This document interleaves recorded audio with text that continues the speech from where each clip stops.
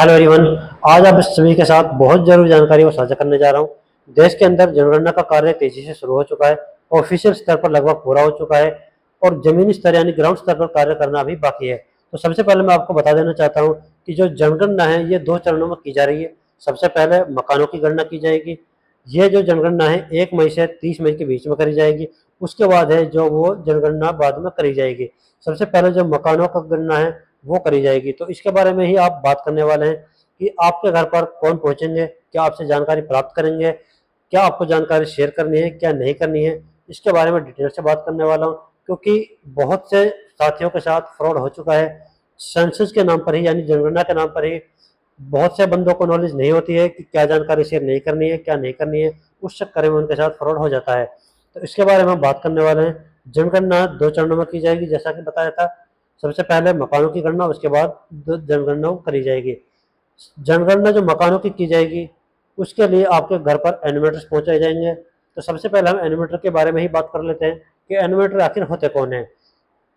तो एनिमेटर जनगणना के दौरान आपके घर पर जो भी कर्मचारी पहुंचाएंगे आपसे जानकारी प्राप्त करने के लिए उन्हीं को एनिमेटर्स बोला जाता है। और ज़्यादातर जो भी सरकारी स्कूल होते हैं उनके जो टीचर्स होते हैं उन्हीं को जनगणना के दौरान कार्य करने के लिए भेजा जाता है। तो आपके घर पर एनिमेटर्स पहुंचेगा, आपसे जानकारी प्राप्त करेंगे। क्या जानकारी देनी है, क्या नहीं देनी है, वो डिटेल से बताने वाला हूँ। अगर आप गांव से हो तो आप अपने स्कूल के जो भी टीचर्स हैं उनको जानते होंगे, उसमें कोई डाउट वाली कोई बात नहीं होगी। अगर आप किसी शहर से हो, किसी कस्बे से हो सकता है आपके बच्चे प्राइवेट स्कूल में जाते हो और आप सरकारी स्कूल के टीचर्स को ना जानते हो। तो इसके बारे में बता देता हूँ। सबसे पहले अगर आपके घर पर कोई एनिमेटर पहुंचता है और आप उसको जानते बिल्कुल नहीं हो तो आप उनसे उनके आईडी कार्ड मांग सकते हो। क्योंकि सरकार ने सभी एनिमेटर्स को जो भी आईडी कार्ड हैं वो प्रोवाइड कराए हुए हैं। तो उनसे आप आईडी कार्ड मांग सकते हो। उसके अलावा कि आपको जानकारी क्या शेयर करनी है, क्या नहीं करनी है, वो मैं आपको बताने वाला हूँ। सबसे पहले आपसे जानकारी प्राप्त करेंगे कि आपका जो मकान है कैसा है, कच्चा है, पक्का है। वो हालांकि एनिमेटर जो होगा आपके घर पर पहुंचा होगा, वो खुद भी आपका मकान है जो वो देख लेगा कच्चा है पक्का है। उसके अलावा आपको बताना है कि आपके परिवार में सदस्य कितने हैं, सही जानकारी बिल्कुल शेयर कर सकते हो। आपके घर का मुखिया का नाम जानकारी शेयर कर सकते हो। उसके अलावा आपके घर में जो नल का कनेक्शन है, जो सरकार के द्वारा हर घर जल नल के तहत जो योजना चलाई गई थी कि हर घर जल, उसके तहत जो नल लगाए गए थे, क्या आपके घर पर नल का कनेक्शन है, जानकारी ये शेयर कर सकते हो। उसके अलावा बिजली का कनेक्शन है वो आप जानकारी शेयर कर सकते हो। उसके अलावा शौचालय बाथरूम आपके घर पर है नहीं है ये बता सकते हो। गैस का कनेक्शन है ये जानकारी दे सकते हो। आपके घर पर रेडियो टीवी कोई भी है वो आप जानकारी शेयर कर सकते हो। केबल कनेक्शन है वो जानकारी शेयर कर सकते हो।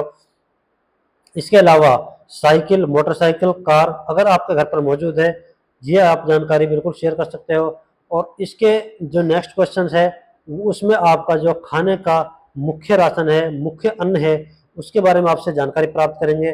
क्योंकि ये जनगणना पूरे देश के अंदर लागू की गई है। क्योंकि हरियाणा, पंजाब, राजस्थान और भी बहुत से राज्य हैं जिनके अंदर गेहूं का जो है अनाज खाया जाता है। और बहुत से राज्य हैं जिनके अंदर चावल का जो मुख्य अन्न है चावल माना जाता है।